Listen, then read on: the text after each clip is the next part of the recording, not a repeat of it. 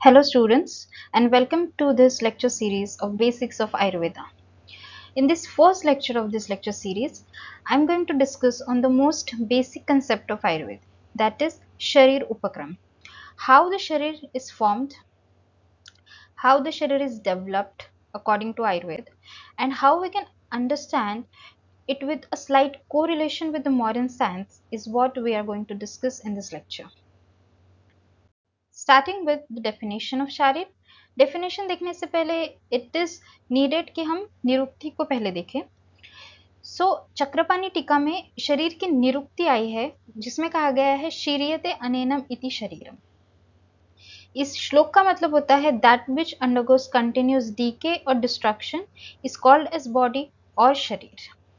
शीरियते इस वर्ड का मीनिंग अगर हम देखेंगे so it is nothing but the natural tendency of any substance to break down और टू अंडरगो डिस्ट्रक्शन। आयुर्वेद में इस प्रोसेस को एक्सप्लेन करने के लिए बोला गया है अग्नि द्वारा पाक होने के कारण प्रतिक्षण शरीर का नाश होता है।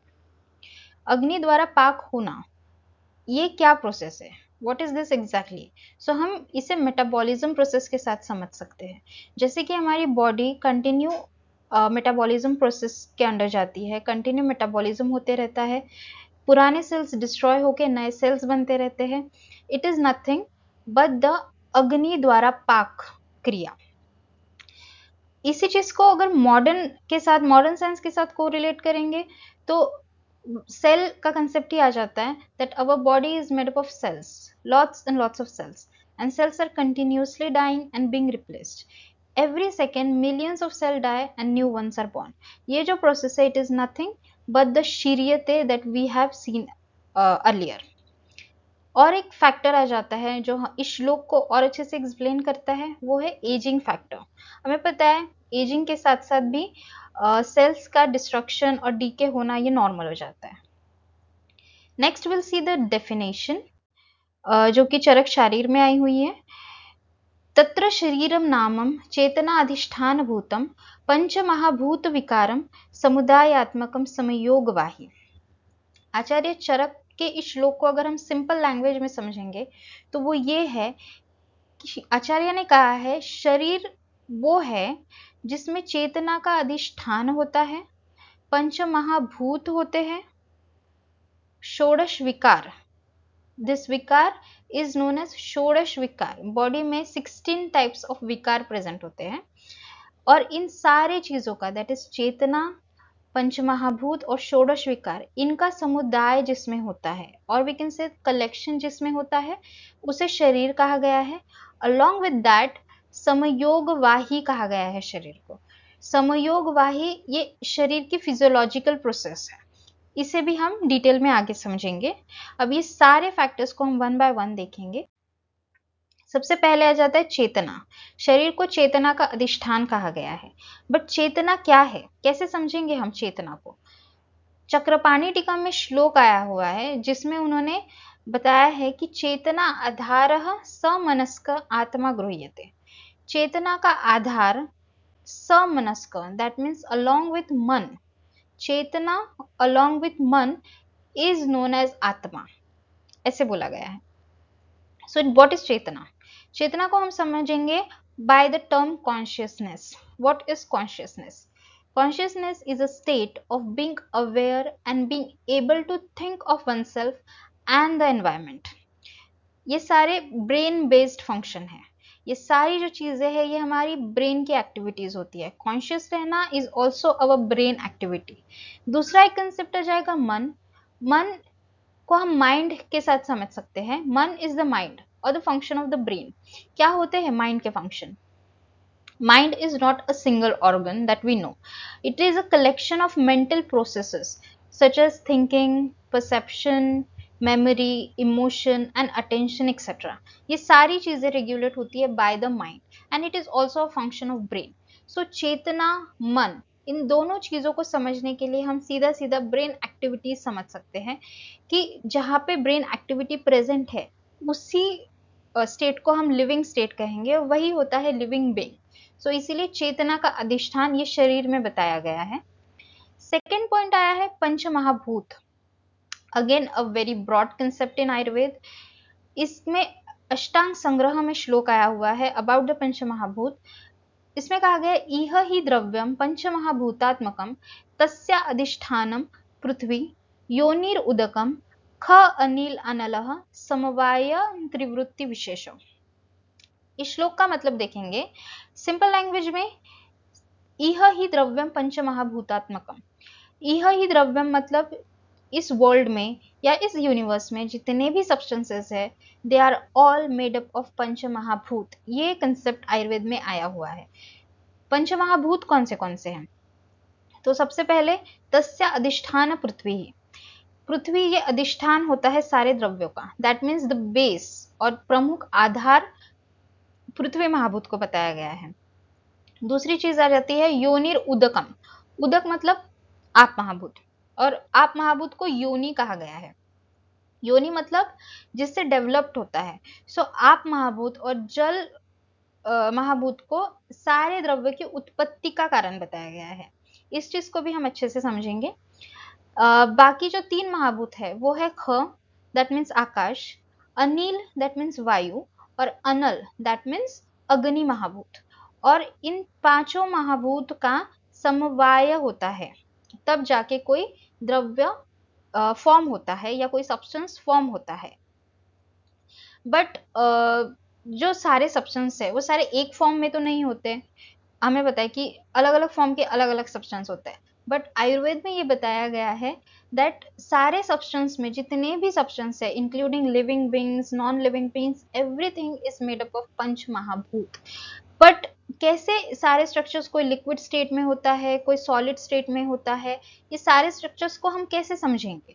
सो उसके लिए भी आयुर्वेद में स्पेसिफिकली बताया गया है कि ऑल्दो सारे स्ट्रक्चर में पंच महाभूत प्रेजेंट होते हैं, but there is a dominance of one of the महाभूत in every substance। हर एक सब्सटेंस में किसी एक महाभूत का डोमिनेंसी होती है, प्रीडोमिनेंट होता है एक महाभूत। इस कारण से उस सब्सटेंस को उस महाभूत का रूप मिल जाता है। जैसे कि वी कैन से कोई भी सॉलिड चीज या सॉलिड स्ट्रक्चर अगर हम देखें तो उसमें प्रेजेंट पांचों महाभूत होंगे, बट प्रीडोमिनेंस रहेगा पृथ्वी महाभूत का, इसलिए वो अपीयर्ड हमारे लिए रहेगी by a solid structure or a solid substance। Detail में और देखेंगे। So prithvi mahabhuta we can say earth by the name prithvi, earth. पृथ्वी महाभूत के गुण बताते हुए बोला गया है कि पृथ्वी महाभूत में स्थूलता होती है और कठोरता होती है। ये पृथ्वी महाभूत के गुण है। स्थूलता मतलब बल्किनेस और बड़ी जो चीज होती है, एंड कठोरता मीन्स इट्स वेरी कठिन, इट्स वेरी स्ट्रॉन्ग। नेचर में देखेंगे सो आयुर्वेद में एक और कंसेप्ट आ जाता है, वो एक सिद्धांत आया हुआ है प्रकृति पुरुष सिद्धांत। इस सिद्धांत में ये बोला गया है दैट जो जो चीज प्रकृति में प्रेजेंट है, दैट इज नेचर में प्रेजेंट है, वो सारी चीजें पुरुष में, दैट मीन्स ह्यूमन बींग में भी प्रेजेंट है। जो जो स्ट्रक्चर्स और जो जो चीजें हमें प्रकृति में देखने मिलती है वो सारे स्ट्रक्चर्स, वो सारी चीजें लिविंग बींग्स में, ह्यूमन बींग्स में प्रेजेंट होती है। इस सिद्धांत को एक्सप्लेन करने के लिए पंच महाभूत को बहुत डिटेल में लिया गया है। सो पृथ्वी महाभूत हम सबसे पहले देखेंगे कि पृथ्वी महाभूत नेचर में कैसा होता है और हमारी बॉडी में हम किस स्ट्रक्चर्स को पृथ्वी महाभूत प्रीडोमिनेंट स्ट्रक्चर है ये हम कह सकते हैं। सो पृथ्वी महाभूत के गुण हमने देख लिए, स्थूलता है, कठोरता है। नेचर में हम देखेंगे सो जितने भी सॉलिड स्टेट्स है, जितने भी सॉलिड स्ट्रक्चर्स है, उन सबको हम पृथ्वी महाभूत बोल सकते हैं। ह्यूमन बींग्स में और हमारी बॉडी में और शरीर में अगर हम देखेंगे so we know bones are the strongest in our body. एक स्ट्रॉन्ग स्ट्रक्चर होता है, सॉलिड स्ट्रक्चर्स होते हैं, वो है bones. So bones we can say is a predominant structures of prithvi mahabhuta. And nature में और हम देखेंगे तो मिनरल्स भी सॉलिड स्ट्रक्चर्स होते हैं, उन्हें भी हम पृथ्वी महाभूत के एग्जाम्पल्स के तौर पे लिया जा सकता है। दूसरा महाभूत आ जाता है आप महाभूत। आप वाटर महाभूत और जल महाभूत जो हम बोलेंगे। सो इसका गुण होता है तरलता, जल का गुण तरलता होता है। लिक्विड स्टेट्स, जितने भी लिक्विड स्टेट्स है दैट इज प्रीडोमिनेंस ऑफ जल महाभूत। बॉडी में समझेंगे, बॉडी में क्या होगा जल महाभूत? सो बॉडी में जितने भी लिक्विड स्टेट्स है present, for example plasma, for example cytoplasm, for example blood, whatever liquid states are present in our body are the जल महाभूत. थर्ड आता है तेज महाभूत. तेज मतलब फायर से कंपेयर किया गया, और वी कैन से फायर. तेज महाभूत के गुण क्या होते हैं? ऊर्जा देना एंड ताप प्रोड्यूस करना. ऊर्जा मीन्स एनर्जी, ताप मीन्स टेम्परेचर. सो तेज महाभूत में ये दो गुण हमें देखने को मिलते हैं, ऊर्जा एंड ताप, that is energy and temperature. Body में समझेंगे. So energy, what is energy? Metabolism process.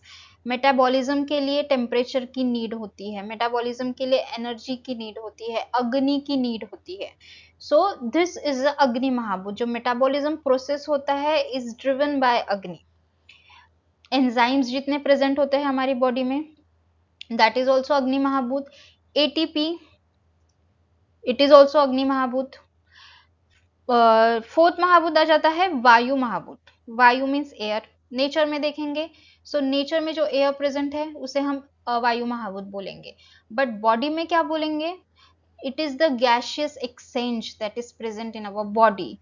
Respiration process, oxygen का इनटेक, कार्बन डाइऑक्साइड को एक्सेल करना, ये जो प्रोसेस है इसे वायु महाभूत के साथ कंपेयर किया जा सकता है. और वायु महाभूत से ये जो रेस्पिरेशन की प्रोसेस है ये पॉसिबल हो पाती है. वायु महाभूत के गुण अगर हम देखें तो गति मतलब movement. Obviously we know by the name vayu or by the name air we can understand the concept of movement. And spandan, feel. We cannot see vayu, we cannot see air, but we can feel the air. So यही एक वायु का गुण बताया गया है, that स्पंदन होता है. हम हमारी स्किन पे वायु को, एयर को फील कर सकते हैं, but we can not see it. Fifth और लास्ट महाभूत आ जाता है आकाश महाभूत.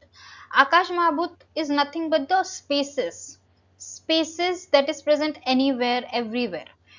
इन स्पेसेस को, रिक्त स्थान या सूक्ष्मता, माइन्यूट स्पेसेस, बड़े स्पेसेस, इन सारे स्पेसेस को आकाश महाभूत कहा गया है.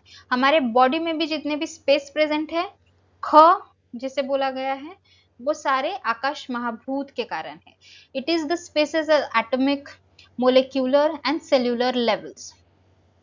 इसके लिए एग्जांपल्स देखेंगे हम बॉडी में, तो जो सिनेप्टिक क्लेफ्ट होता है, साइनेप्टिक क्लेफ्ट होता है, that is the space between two neurons. अगर ब्रेन की एनाटॉमी हम देखेंगे तब वहां पे टू न्यूरॉन्स के बीच में जो स्पेस होती है उसे बोला गया है साइनेप्टिक क्लेफ्ट. और ऐसी ही बहुत सारी इंटरसेल्यूलर स्पेसेस भी प्रेजेंट होती है. सो ये इन स्पेसेस को ही आकाश महाभूत कहा गया है. महाभूत के पर्टिकुलर जो फंक्शन है आयुर्वेद में बताया गया है वो भी हम देखेंगे. तो वायु महाभूत का जो फंक्शन बताया गया है वो है विभजन. विभजन मतलब डिवीजन करना. सो ये जो फंक्शंस है ये हमारे बॉडी के पर्सपेक्टिव में, दैट इज शरीर के पर्सपेक्टिव में बताया गया है. वायु का शरीर में कार्य है विभजन करना, दैट इज डिवीजन करना. तेज महाभूत का कार्य है पाचन करना. जैसे हमने अभी देखा, pachan is nothing but the metabolism process. तेज महाभूत मेटाबॉलिज्म के लिए कारणीभूत होता है. उसके बाद आप महाभूत का काम होता है क्लेदन करना, किसी भी चीज को स्टिकी बनाना या क्लेदन करना, ये आप महाभूत का काम होता है. नेक्स्ट आ जाता है पृथ्वी महाभूत. Prithvi mahabhuta, that the structures which is solidified. पृथ्वी महाभूत का क्या काम होता है? सहनन करना. सहनन का मतलब होता है किसी भी चीज को घन करना या फिर उसको थिक करना. तो पृथ्वी महाभूत का मेन काम होता है सहनन करना. And the last is akash महाभूत. आकाश महाभूत क्या करता है? विवर्धन करता है. विवर्धन करना मतलब एनहांस्ड करना. किसी भी स्ट्रक्चर्स को, किसी भी सब्सटेंस को एनहांस्ड करने का, स्पेस क्रिएट करने का काम होता है आकाश महाभूत का. ये हो गए बेसिक्स ऑफ पंचमहाभूत. आगे इस लेक्चर सीरीज में पंचमहाभूत को और डिटेल में भी लेंगे, उसमें हम हर एक महाभूत को और ज्यादा डिटेल में देखेंगे. बट ये हम शरीर के पर्सपेक्टिव से देख रहे हैं कि क्यों इन सारी चीजों से शरीर फॉर्म होता है. नेक्स्ट आ जाता है समयोगवाही। सो हम प्रीवियस स्लाइड में अगर जाएंगे, सो प्रीवियस स्लाइड में हमने देखा था दैट चेतना का अधिष्ठान वी हैव कंप्लीटेड, पंच महाभूत के concept we have completed, and एक और कंसेप्ट था दैट इज षोडश विकार। षोडश विकार भी एक ब्रॉड कंसेप्ट है जिसके लिए हम अलग लेक्चर लेंगे। उस अलग लेक्चर में I will explain to you what is षोडश विकार और उसे हम कैसे मॉडर्न साइंस से या फिजिक्स से कोरिलेट कर सकते हैं, and it is very interesting. उस पार्ट को फिलहाल रहने देंगे। एंड द फोर्थ पार्ट जो था वो है समयोगवाही।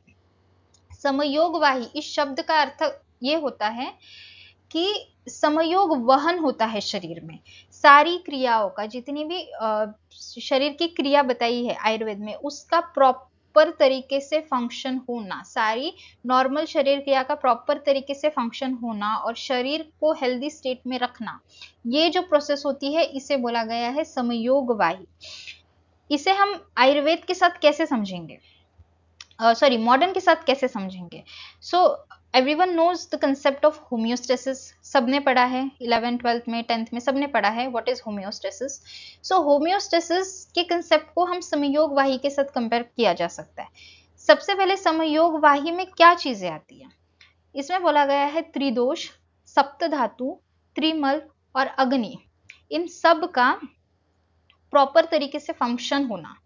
जब त्रिदोष, सप्तधातु, त्रिमल और अग्नि ये सारी चीजें बॉडी में प्रॉपरली फंक्शन कर रही है, उस समय समयोगवाही का स्टेट होता है। और जब ये चारों चीजें बॉडी में प्रॉपरली फंक्शन नहीं कर पा रही है, उस समय डिजीज स्टेट होता है।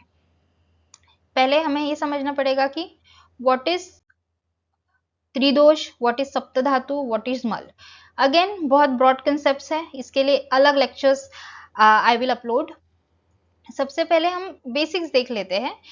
दोष क्या होते हैं, डेफिनेशन आई है दुष्णात दोषः, मीनिंग कुपित अवस्था में शरीर को दूषित करते हैं। दैट मीन्स जब डिजीज स्टेट आता है तो डिजीज के लिए, किसी भी डिजीज के लिए रिस्पॉन्सिबल होता है वो है दोष। दोष त्रिदोष बताया गया है बॉडी में, वात पित्त एंड कफ। उसके बाद आता है धातु। धातु इस धारणात धातव, जो शरीर को धारण करता है, मतलब that which supports the body is धातु। धातु भी 7 धातु बताए गए हैं बॉडी में, रस, रक्त, मांस, मेद, अस्थि, मज्जा एंड शुक्र, ये सातों धातु। और मल, mala is what, excretory product, nothing but the excretory product. मलिनीकरणात् मलः, जो शरीर को मलिन करता है, मतलब बॉडी से निकलने वाले एक्सक्रीटरी प्रोडक्ट आर द मल। वो कौन से होते हैं, मूत्र होता है that means urine, purisha that means faeces, and sweda, sweat we can say. So दोष, धातु और मल, ये जो सारी क्रिया है जब प्रॉपर तरीके से बॉडी में हो रहे हैं, दोष नॉर्मल स्टेट्स में है, धातु अपने फंक्शन नॉर्मली कर रहे हैं, धातु नॉर्मल स्टेट्स में है, एंड मल प्रॉपरली एक्सक्रीशन प्रोसेस बॉडी में हो रही है, मेटाबॉलिज्म हो रहा है, एक्सक्रीशन हो रहा है, सारी चीजें जब नॉर्मल फॉर्म में हो रही है, इस प्रोसेस को अलोंग विद जब अग्नि सही तरीके से काम करती है, दैट इज बॉडी का मेटाबॉलिज्म जब सही तरीके से काम कर रहा होता है, ये चारों चीजें जब प्रॉपर नॉर्मल फंक्शनिंग में होती है, उसे कहा जाता है समयोगवाही। वही मैंने अभी बताया था that we can compare this samayogavahi term with the homeostasis term. क्या होता है homeostasis? Homeostasis is nothing but maintaining the constant internal environment of the body. यही चीज जो मैं आपको एक्सप्लेन कर रही हूँ, बॉडी का कांस्टेंट इंटरनल एनवायरनमेंट मेंटेन करना। त्रिदोष, आयुर्वेद और मॉडर्न दोनों के कंसेप्ट हम कंपैरेटिवली देखेंगे। त्रिदोष की अगर बात करें तो त्रिदोष किस तरीके से बॉडी में मेंटेन करती है सारी नॉर्मल प्रोसेस। तो सबसे पहले नर्वस सिस्टम, वात दोष। वात दोष जब हम डिटेल में देखेंगे तो यू विल अंडरस्टैंड, वात दोष का काम होता है सारी मूवमेंट्स करना, बॉडी में जितनी भी मूवमेंट्स होती है ये वात दोष के कारण होती है, and it is the most important dosha. So nervous system से हम वात दोष के फंक्शंस को कोरिलेट किया जा सकता है, नॉट अ डायरेक्ट कोरिलेशन, कहीं पे भी आयुर्वेद में मेंशन नहीं है अबाउट नर्वस सिस्टम एंड वात दोष correlation, but we can correlate it based on their function. वात दोष के फंक्शन ये नर्वस सिस्टम, न्यूरॉन्स, जो सेंसरी फंक्शंस होते हैं, इससे काफी मिलते जुलते हैं. सो ऑब्वियसली अगर नर्वस सिस्टम प्रॉपरली काम कर रहा है, थर्मो रेगुलेशन पित्त दोष का कार्य, पित्त दोष का कार्य होता है बॉडी में पाचन करना, थर्मो रेगुलेशन करना, बॉडी के एनवायरनमेंट को, टेम्परेचर को मेंटेन करके रखना. सो अगर थर्मो रेगुलेशन प्रॉपर है, so we are healthy. Then आ जाता है फ्लूइड बैलेंस. फ्लूइड बैलेंस का काम कफ दोष से कफ दोष का हो सकता है. हम फंक्शन को रिलेट कर सकते हैं कि कफ दोष ये फ्लूइड बैलेंस करके रखता है. Kapha dosha is nothing but the fluid. So अगर फ्लूइड बैलेंस प्रॉपरली है, थर्मो रेगुलेशन हो रहा है, नर्वस सिस्टम प्रॉपरली काम कर रहा है, that means we are in a state of homeostasis, we are in a normal state of being. सप्त धातु, सातों धातु बॉडी को सपोर्ट करते हैं और बॉडी को स्टेबल रखने का काम करते हैं. जब इंटरनल स्टेबिलिटी मेंटेन रहती है, then we are healthy. Trimala, as I have said earlier, proper excretion हो रहा है यूरिन, फीसिस एंड स्वेट का. तब स्वेट के एक्सक्रीशन होने के कारण थर्मो रेगुलेशन मेंटेन होता है. फीसिस एंड यूरिन के एक्सक्रीशन के कारण बॉडी के मेटाबॉलिज्म प्रोसेस अच्छे से चलती है एंड बाकी जो स्ट्रक्चर्स है वो प्रॉपर तरीके से काम करते हैं. एंड लास्ट इज अग्नि, मेटाबॉलिज्म.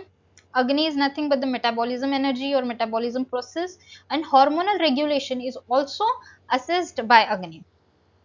So अग्नि, त्रिमल, सप्तधातु, त्रिदोष, इन सब के अगर प्रॉपर तरीके से फंक्शन हो रहे हैं, इन सब का समवाय है, अगर इन समुदाय है, कलेक्टिवली ये चारों चीजें, चारों कंसेप्ट प्रॉपरली काम कर रहे हैं, तब शरीर ये समयोगवाही स्टेट में रहता है, दैट इज हेल्दी स्टेट में रहता है. और इन सारे स्ट्रक्चर्स को मिलके बोला जाता है शरीर, जिस श्लोक को हमने अभी एक्सप्लेन किया. This is all for today's lecture. Next lecture में आई विल कवर षोडश विकार इन डिटेल, जिससे कि जो श्लोक हमने अभी देखा है चरक शरीर का, और शरीर को किस तरीके से आचार्य चरक ने कहा गया है, ये पूरा श्लोक पूरी तरीके से एक्सप्लेन हो जाएगा. Thank you for watching.